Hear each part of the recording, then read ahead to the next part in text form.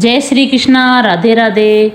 जल जूलनी एकादशी व्रत भाद्रपद मास की शुक्ल पक्ष की एकादशी तिथि को मनाई जाती है, यानी आती है। यह पद्म परिवर्तनी एकादशी, जयंती और जल जूलनी एकादशी भी कहलाती है। जल जूलनी एकादशी व्रत करने से जातक को पुण्य, स्वर्ग और मोक्ष की प्राप्ति होती है। जो मनुष्य इस एकादशी के दिन मेरी वामन रूप की पूजा करता है, उससे तीनों लोग पूज्य होते हैं।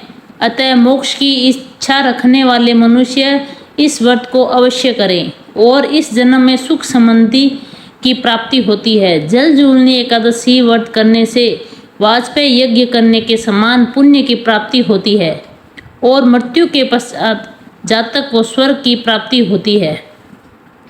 इस दिन भगवान श्री हरि करवट लेते हैं, इसलिए इसको परिवर्तनी एकादशी भी कहते हैं। युधिष्ठिर कहने लगे कि हे भगवान, भाद्रपद शुक्ल एकादशी के क्या नाम है, इसकी विधि तथा इसका महात्म्य कृपा करके कहिए।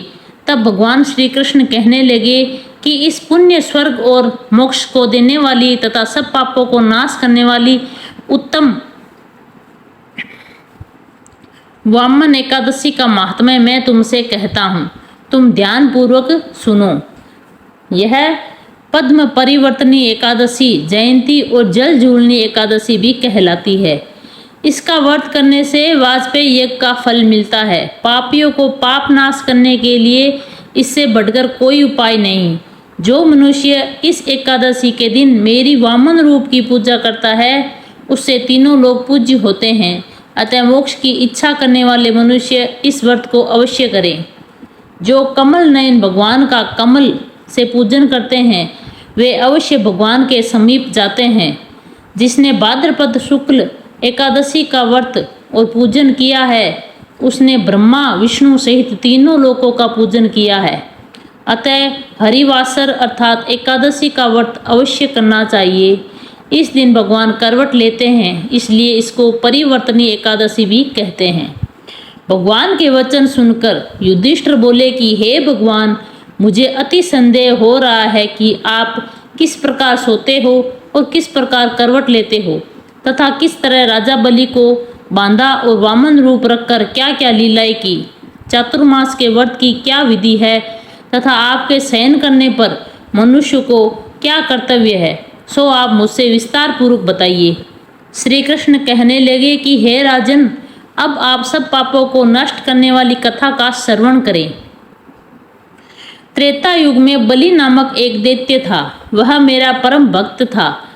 विविध प्रकार के वेद सूक्तों से मेरा पूजन किया करता था और नित्य ही ब्राह्मणों का पूजन तथा यज्ञ के आयोजन करता था।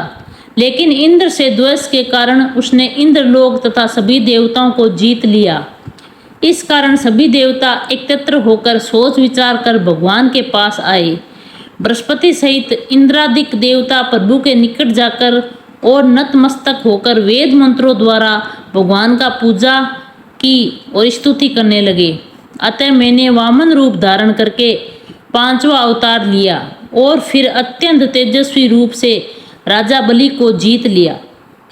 इतनी वार्ता सुनकर राजा युधिष्ठिर बोले कि हे जनार्दन, आपने वामन रूप धारण करके उस महाबली दैत्य को किस प्रकार जीता।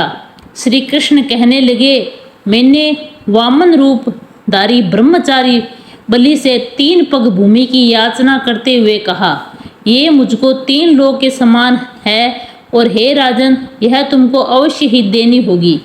राजा बलि ने इसे तुच्छ याचना समझकर 3 पग भूमि का संकल्प मुझको दे दिया और मैंने अपने त्रिविक्रम रूप को बढ़ाकर यहाँ तक कि भूलोक में पद, भूलोक में जंगा और स्वर्गलोक में कमर, महलोक में पेट, जनलोक में हृदय, यमलोक में कंठ की स्थापना कर सत्यलोक में मुख, उनके ऊपर मस्तक स्थापित किया। सूर्य, चंद्रमा आदि सब ग्रह, गण, योग, नक्षत्र, इंद्रादिक देवता और शेष आदि सब नागगणों ने विविध प्रकार के वेद सूक्तों से प्रार्थना की। तब मैंने राजा बलि का हाथ पकड़कर कहा कि हे राजन, एक पद से पृथ्वी, दूसरे पग से स्वर्गलोक पूर्ण हो गए, अब तीसरा पग कहाँ रखूं? तब बलि ने अपना सिर झुका लिया और उसने कहा कि उसका पैर मेरे मस्तक पर रख दिया, जिससे मेरा वह भक्त पाताल को चला गया। फिर उसकी विनती और नम्रता को देखकर मैंने कहा कि हे बलि, मैं सदैव तुम्हारे निकट ही रहूंगा। विरोचन पुत्र बलि से कहने पर भाद्रपद शुक्ल एकादशी के दिन बलि के आश्रम पर मेरी मूर्ति स्थापित हुई।